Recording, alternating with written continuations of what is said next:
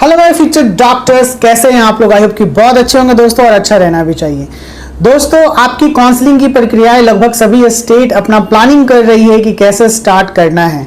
और इसके साथ साथ मैं बताते चलूं कि 23 जून को जो आपकी एग्जामिनेशन हुई थी, 30 जून तक आपका ये रिजल्ट आ जाएगा, ऐसी संभावना है। और आना भी चाहिए क्योंकि ये फर्स्टली ही अनाउंस कर दिया गया था पहले ही कि आपका रिजल्ट 30 जून को चला आएगा। तो देखिए क्या होता है, क्योंकि रिजल्ट आने के बाद जो भी 813 बच्चे एग्जाम दिए हैं उनका फिर से मेरिट बनेगा, क्योंकि टोटल बच्चे 1563 थे, लेकिन उनमें 750 बच्चे अब्सेंट थे। ये सबसे बड़ी बात थी जो मैंने अपडेट किया था लास्ट क्लास में आपको। बहुत सारी वजह है भैया इसको लेके, अभी तक कंट्रोवर्सी चल ही रहा है।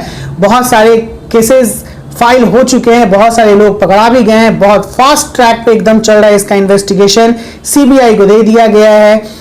फिर उसके बाद हमारे एजुकेशन मिनिस्टर धर्मेंद्र प्रधान ने बहुत बड़ा स्टेटमेंट दिया है कि जो भी होगा लोकसभा में, अगर बातें होंगी इसकी संसद भवन में, तो बिल्कुल मैं बातें करूंगा और इसको लेकर जो भी एक्शन होगा उसे लिया जाएगा बहुत तेजी से। तो देखिए अभी आगे क्या होता है। प्रोटेस्ट तो कर ही रहे हैं बच्चे लोग, और आगे जैसे जैसे प्रक्रिया स्टार्ट हुई है मैं आपको अपडेट करते जा रहा हूं। जो भी अपडेट होगा वो आपको जल्दी मिलेगा बायोलॉजी ड्रीमर्स के चैनल पे। तो आज के वीडियो में आप लोग के लिए लाया हूं यूपी के, इट्स मीन उत्तर प्रदेश के काउंसलिंग से रिलेटेड। उत्तर प्रदेश में कितने मेडिकल कॉलेजेस हैं, कितने डेंटल कॉलेजेस हैं, कब से शायद उत्तर प्रदेश में काउंसलिंग स्टार्ट होगी, उसके लिए क्या क्या क्राइटेरिया है, क्या करना होगा आपको, तो आप जानिए। दोस्तों, ऑल इंडिया कोटा और स्टेट कोटा, ये दो कोटा होता है, मैंने इसके बारे में ऑलरेडी बता रखा है, लेकिन फिर भी थोड़ा जान जाइए। ऑल इंडिया कोटा के तहत में 15% सीटों पर सभी बच्चे लोगों का एडमिशन होता है, जिसकी भी तैयारी चल रही है। कुछ कॉलेजेस ने अपना लिस्ट निकाल दिया, इट्स मीन अपना कट ऑफ दे दिया है। सेकेंड बात करें स्टेट कोटा, भी सभी इट्स मीन स्टेट प्लानिंग कर रही है कि मुझे भी अब अपना लिस्ट, फर्स्ट लिस्ट जो है वो निकालना चाहिए।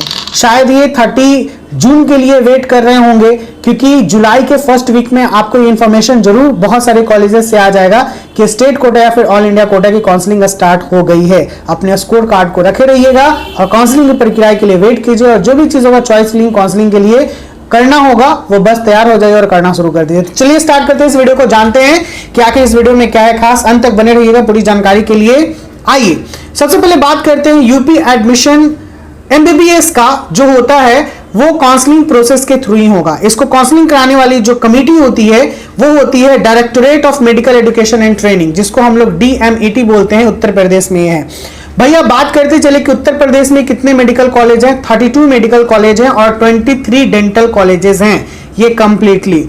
बात करें यूपी जो होता है काउंसलिंग जो कराएगा वो नीट काउंसलिंग के तहत में ही होगा। जो नीट रिजल्ट आए होंगे, जिनका स्कोर कार्ड होगा, उन्हीं के अकॉर्डिंग यहाँ पर NTA के थ्रू जो एग्जामिनेशन दे के आए नीट का, उनका यहाँ पे एडमिशन लिया जाएगा। बात करते चले कि अगर 100% सीट है तो उसको कैसे डिवाइड किया जाएगा। मैंने भी जस्ट आपको बताया ना भैया, 15% सीटें ऑल इंडिया कोटा की होती है, तो यानी जितने भी यूपी के गवर्नमेंट मेडिकल कॉलेजेस होंगे वहां पे 15% सीटें जो रिजर्व होंगी वो ऑल इंडिया कोटा के लिए होंगी, और 85% सीटें जो रिजर्व होंगी वो स्टेट कोटा के लिए होंगी। इसमें अगर मैं बात करूं कि कोई कॉलेज 100 सीट देता है आपको, तो उसमें 15 सीट जो है ऑल इंडिया कोटा के लिए रहेगा, बच्चे लोग उसमें शामिल हो जाएंगे। ऑल इंडिया कोटा का मतलब होता है कि किसी भी स्टेट के बच्चे यूपी में आके पढ़ सकते हैं, और स्टेट कोटा का मतलब होता है कि कोई भी स्टेट के बच्चे जो है, इट्स मीन यूपी स्टेट के, बिहार स्टेट के, मध्य प्रदेश के, अपने अपने पार्टिकुलर स्टेट में वो 85% सीटों के लिए फाइट करेंगे। इट्स मीन 85 स्टूडेंट यूपी के ही जो होंगे वो यूपी के कॉलेजेस में उनका एडमिशन होगा। चलिए आगे बात करते हैं। यूपी में एडमिशन के लिए अगर आप एमबीबीएस का एडमिशन लेना चाहते हैं तो आपको कौन कौन से डॉक्यूमेंट रिक्वायर्ड होंगे जो काउंसलिंग के समय में आपको रखने होंगे, तो मैं बताते चलूं आपको। इसमें सबसे पहले नीट का एडमिट कार्ड आपको चाहिए, फिर उसके बाद नीट का रैंक कार्ड चाहिए, जो रैंक कार्ड आपने निकाला है, इट्स मीन जो आप इस बार नीट का 2024 का एग्जाम दिए हैं और आपका रिजल्ट आ गया है, उसको स्कोर कार्ड भी हम लोग बोल सकते हैं। क्लास 10th और 12th का मार्कशीट आपको चाहिए, उत्तर प्रदेश का डोमिसाइल सर्टिफिकेट चाहिए यानी रेसिडेंस सर्टिफिकेट, कास्ट सर्टिफिकेट चाहिए अगर आप कास्ट में रिजर्वेंट कैटेगरी के हो, जनरल कैटेगरी जो भी कास्ट हो, अगर आप कास्ट सर्टिफिकेट रखी हो तो ज्यादा बेहतर है। ऐसे जनरली जनरल कैटेगरी के कास्ट का कोई जरूरत नहीं पड़ता है, लेकिन ओबीसी से जरूरत पड़ने लगता है क्योंकि वो सारे रिजर्व कैटेगरी में चले आते हैं, ओबीसी के, ST SC के। अगर आप फिजिकल हैंडीकैप है तो उसका भी आपको सर्टिफिकेट जरूर चाहिए। ऑनलाइन रजिस्ट्रेशन फॉर्म का प्रिंटेड चाहिए, जो ऑनलाइन आपने रजिस्ट्रेशन किया था, ये एक hard copy of receipt regarding detail of successful deposition of registration fee. अगर आपने रजिस्ट्रेशन फी जो सबमिट किया था उसका एक हार्ड कॉपी आपको चाहिए। इट्स मीन आप जो कॉपी ले लीजिएगा। सॉफ्ट कॉपी का मतलब होता है कि आप अपने PDF में रखे हो अपने सेलफोन में, लेकिन वहां पे वो नहीं दिखेगा। हार्ड कॉपी का मतलब होता है आप जो प्रिंट आउट से बाहर निकाल लिए हो उसे आपको देखेगा वो। ओके, तो ये चीजें हैं।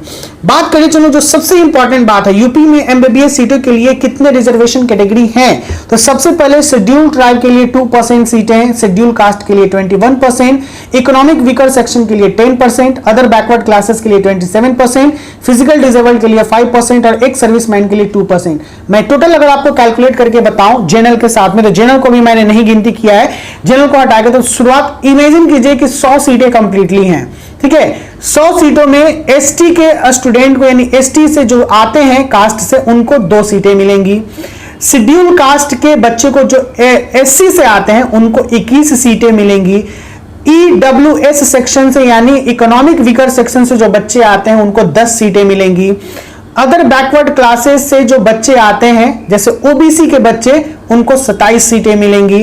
फिजिकल डिसेबल जो होते हैं, जिनको हाथ पैर सही से काम नहीं कर रहा है, आंखों में प्रॉब्लम है, तो उनको 5 सीटें मिलेंगी। और लास्ट एक सर्विसमैन जो आर्मी से हैं, चाहे जो कोई पुलिस फोर्स, चाहे कोई भी एक सर्विसमैन है जो गवर्नमेंट एम्प्लॉय हैं, तो उनके लिए कुछ क्राइटेरिया होती है, क्योंकि आर्मी मैन के लिए भी कुछ सुविधाएं दी जाती हैं, तो उनके बच्चे लोगों के लिए 2 सीटें बची रहेंगे। इट्स मीन 2 सीटें रहती हैं। बचा जनरल, तो टोटल कैलकुलेट कीजिएगा तो जनरल की सीटें बच जाती है, यानी देख लीजिए 21, 21, 2 शेड्यूल ट्राइब का था, 21 शेड्यूल कास्ट का था, 23 हो गया। इकोनॉमिक वीकर सेक्शन का 10 था, 23 10 33 हो गया। अदर बैकवर्ड क्लासेस का 27 है, तो 33 27 60 हो गए, 60। फिर उसके बाद फिजिकल डिसेबल के हो जाएंगे 5%, इट्स मीन 5, तो 60 से 5 जो दिए 65, और फिर इधर हो जाएगा एक सर्विसमैन, तो ये हो जाएंगे 67, 65 67। तो दोस्तों जनरल के लिए लास्टली फाइनली जो सीट बचता है वो 33 सीट बचते हैं जनरल के लिए, जिसमें जितने भी जनरल कैटेगरी आते हैं वो सबका 33 सीटों पर फाइट होगा। 100 सीटों में मैंने अभी ये बातें कही आपको। अब चलिए बताते चलो सबसे इंपॉर्टेंट बात कि एमबीबीएस कॉलेजेस जो यूपी में है उनमें कितने कितने सीटें अवेलेबल हैं। जो टॉप कॉलेजेस हैं मैं उनके बारे में बात कर रहा हूं। तो मैं बताते चलो, किंग जॉर्ज मेडिकल यूनिवर्सिटी जो लखनऊ में, उसमें 250 सीटें अवेलेबल हैं। मोतीलाल नेहरू मेडिकल कॉलेज प्रयागराज में 150 सीटें हैं। LLRA मेडिकल कॉलेज मेरठ में जो है उनमें 150 सीटें हैं। बाबा राघव दास मेडिकल कॉलेज गोरखपुर, इसमें 100 सीटें हैं। Uttar Pradesh university of medical sciences Etawah में जो है उनमें 150 सीटें हैं। गवर्नमेंट मेडिकल कॉलेज कन्नौज, इसमें 85 सीटें हैं। श्री राम मूर्ति स्मारक institute of medical sciences Bareilly, इसमें 100 सीटें हैं। Hind institute of medical science Lucknow, इसमें भी 100 सीटें हैं। Doctor Ram Manohar Lohia institute of medical science Lucknow में है 150 सीटें हैं। और heritage institute of medical science Varanasi में जो है इनमें 150 सीटें हैं। भैया बीएचयू में जो कंप्लीट एडमिशन होता है वो ऑल इंडिया कोटा के थ्रू होता है, तो बीएचयू कैसे छोड़ दूं आपको, मैंने बीएचयू के बारे में भी बता दिया। आई होप दोस्तों कि ये वीडियो आपके लिए बहुत इंफॉर्मेटिव रहा हो। उत्तर प्रदेश के बारे में आपने बहुत कुछ जाना हो, बहुत कुछ समझाओ। बात करें काउंसलिंग की, तो आपकी काउंसलिंग का इंफॉर्मेशन बहुत जल्द आएगा। जैसे मैंने पहले ही बता दिया कि आपके जुलाई के फर्स्ट वीक में आ जाएगा, लेकिन आपको अपडेट रहना है, एनी टाइम एक्टिव रहना है। कभी भी आपको यह पता चल जाएगा कि यह स्टेट ने अपनी काउंसलिंग स्टार्ट कर दी है। So be active, be alert and be on mode every time. हमेशा ऑन मोड में रहिए, ऑफ मोड में मत रहिए कि भाई काउंसलिंग होगा ना, मैं करवा लूंगा ना, ऐसी चीजें नहीं। एकदम फट से आइए, स्कोर कार्ड अपना देखते रहिए। बहुत सारे कॉलेज में डिफरेंट होते हैं। मेरे कई कमेंट बॉक्स में आए थे कि 500 में कौन सा एमबीबीएस कॉलेज मिलता है। देखिए भैया 500 में बहुत सारे एमबीबीएस कॉलेज में, मैं जरूरी नहीं कि आपको जनरल कैटेगरी के बारे में ही बात कर रहा हूं। मेरे वीडियोस को पहले आप पूरा देखिए, पूरा समझिए, तब आपको क्लियरली समझ में आ जाएगा कमेंट करने से पहले। बाकी जो भाई बहन लोग कमेंट करते हैं उसका मैं बहुत तहे दिल से स्वागत करता हूं। बिल्कुल कमेंट हमेशा पॉजिटिव ही नहीं रहता है, नेगेटिव भी होते हैं। मैं तो मेहनत करता हूं। अगर आपको पसंद आता है तो प्लीज वीडियो को लाइक कीजिए, मेरे वीडियोस को देखिए। नहीं पसंद आता है तो मत देखिए, इसमें क्या बात है। लेकिन आपका साथ, आपका सहयोग बहुत जरूरी है।